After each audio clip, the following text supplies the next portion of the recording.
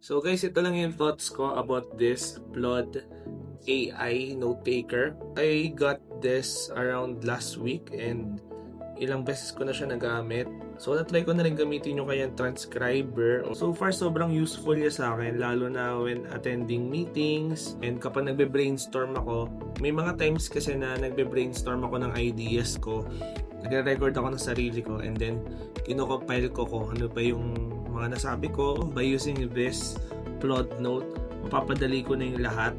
And also, napakaganda kasi kapag a-attend ka ng mga meetings, lectures, napakadali ng balikan while recording. Kapag nag-press ka dito ng button, nagkakaroon siya ng mga AI highlights. So, hindi siya gagamit ng free plan mo na 300 minutes. So, for example, nung Sunday worship, WAPGen worship, may mga timestamp siya kung kailan ako nag-tap ng button.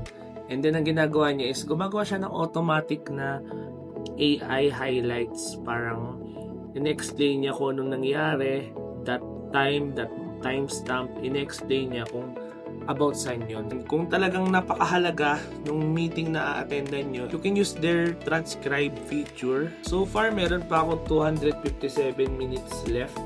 If you're interested in this one, I'll just put the link down below and follow for more.